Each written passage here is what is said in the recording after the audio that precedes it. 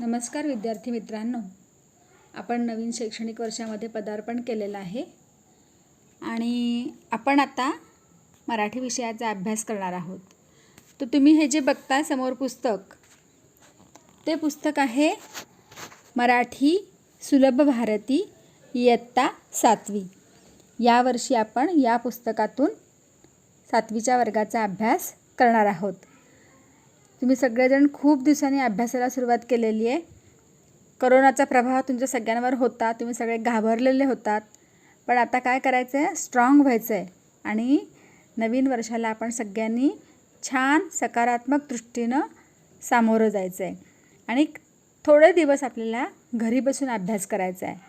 आणि जर तुम्हाला काहीही समजलं नाही तर तुम्ही मला विचारू शकता. नमस्कार विद्यार्थी मित्रांनो, आपण आज पहिली जी प्रार्थना आहे ती शिकणार आहोत. आता प्रार्थना म्हणजे काय, तर मनापासून केलेली आराधना. तर ही प्रार्थना ॲक्च्युली कोणी लिहिलेली आहे, तर याचे कवी आहेत जगदीश खेबुडकर. हे मराठी प्रसिद्ध साहित्यिक म्हणजे काय, तर कथा कादंबऱ्या यांचं जे लेखन करतात त्यांना साहित्यिक असं म्हणतात. गीतकार म्हणजे जे गाणे लिहितात त्यांना गीतकार असं म्हणतात. मराठी चित्रपटसृष्टीसाठी त्यांनी मोठ्या प्रमाणावर गीतांचं लेखन केलेलं आहे. मराठीमध्ये जे चित्रपट निघतात, पिक्चर्स निघतात, त्या पिक्चरमध्ये जी गाणी आहेत ती गाणी कोणी लिहिलेली आहेत, तर जगदीश खेबुडकरांनी लिहिलेली आहेत. त्यांच्या विविध कथा आणि नाटकेसुद्धा प्रसिद्ध आहेत. तर या प्रार्थनेमध्ये आपण जी आता ही प्रार्थना शिकणार आहोत, या प्रार्थनेमध्ये त्यांनी काय शिकवलं आहे, तर या प्रार्थनेमध्ये त्यांनी विद्यार्थ्यांचं शाळेविषयी प्रेम, जिव्हाळा आणि कृतज्ञतेची भावना त्यांनी व्यक्त केली आहे. कृतज्ञता म्हणजे काय, तर शाळेनं आम्हाला जे काही शिकवलं आहे त्याच्याबद्दल आम्ही शाळेचं काहीतरी देणं लागतो, ही जी भावना विद्यार्थ्यांमध्ये निर्माण होते, ती भावना त्यांनी याच्यामध्ये शिकवलेली आहे. आता आपण करोनामुळे बरेच दिवस घरात बसलो होतो. मग घरात बसल्यानंतर तुम्हाला आता असं वाटतं की आम्ही शाळेत कधी येऊ. पहिल्यांदा आपल्याला सुट्टी हवीशी वाटत होती, पण आता तुम्हाला शाळा हवीशी वाटते. म्हणजेच काय, तर तुम्हाला शाळेविषयी प्रेम आहे, ओढ आहे, हो की नाही.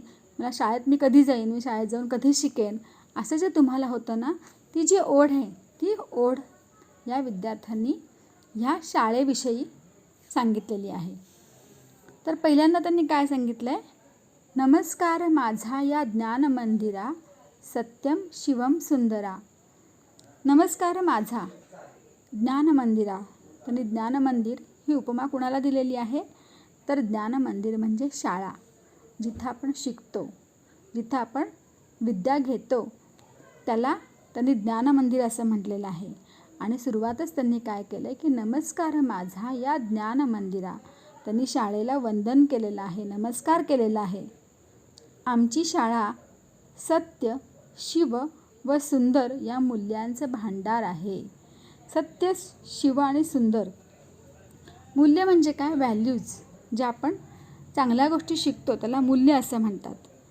सत्य शिवम सुंदर म्हणजे सत्य म्हणजे खरं बोलणे, आणि नीती म्हणजे चांगल्या पद्धतीनं आपण समाजामध्ये वावरतो त्याला आपण नीतिमत्ता असं म्हणतो. आणि सौंदर्य ही भारतीय संस्कृतीची 3 मूल्ये आहेत, सत्यम शिवम सुंदरा. नमस्कार माझा या ज्ञान मंदिरा, सत्यम शिवम सुंदरा.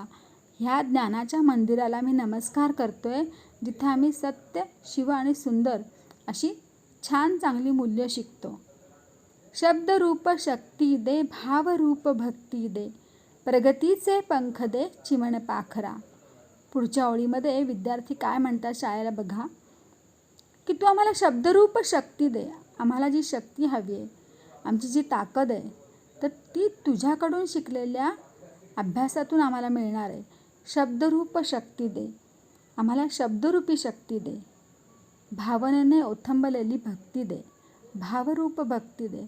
म्हणजे नुसतंच आम्ही वंदन करतोय का शाळेला, नाही, तर आमच्यामध्ये शाळेविषयी जो प्रेम आहे, जो भाव आहे, तो भाव ह्या प्रार्थनेतून, या वंदनातून व्यक्त होतो. जेव्हा आपण देवाला किंवा परमेश्वराला नमस्कार करत असतो, तेव्हा आपल्यामध्ये काय भाव असतो, तर भक्ती हा भाव असतो, बरोबर की नाही. म्हणून भावरूप म्हणजे इमोशन्स, भाव म्हणजे इमोशन्स. तर भावरूप भक्ती दे. नुसतं मी नमस्कार करत नाही आहे, तर मला त्याच्याविषयी काहीतरी वाटतं आहे, हे मी या नमस्काररूपी कृतीतून व्यक्त करतो आहे. प्रगतीचे पंख दे चिमण पाखरा. चिमण पाखरा इथं कुणाला म्हटलेलं आहे? तर विद्यार्थ्यांना, लहान मुलांना त्यांनी काय म्हटलेलं आहे? चिमण पाखरा. मग आम्हा बालकांना, आम्हा विद्यार्थ्यांना, आम्हा लहान मुलांना, म्हणजेच आम्ही चिमण्या पाखरांना आमचं एक ध्येय आहे. आम्हाला काहीतरी बनायचं आहे, आम्हाला मोठं व्हायचं आहे. तर या ध्येयरूपी आकाशात उडण्यासाठी आम्हाला प्रगतीचे पंख दे. आणि आमचं ध्येय साकार होण्यासाठी तू आम्हाला जे शिकवतेस त्यांना आम्ही आमची प्रगती साध्य करणार आहे. तर असे पंख आम्हाला तू दे, असं विद्यार्थी सांगत आहेत.